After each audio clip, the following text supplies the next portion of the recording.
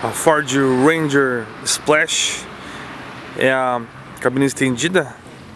Essa aí que era importada lá dos Estados Unidos, né? Anos 90. Neste lindo amarelo.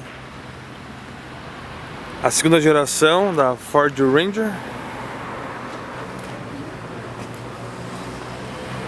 Objeto de desejo, né, na época.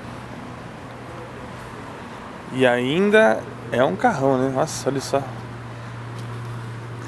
Bem poucas tem, né? A cor amarela, adesivo splash, rodas cromadas.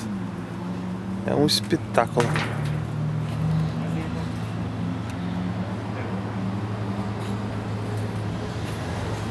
Ford Ranger Splash. Indo embora a Ford Ranger Splash. Dona aí, gente boa, conversamos com ele.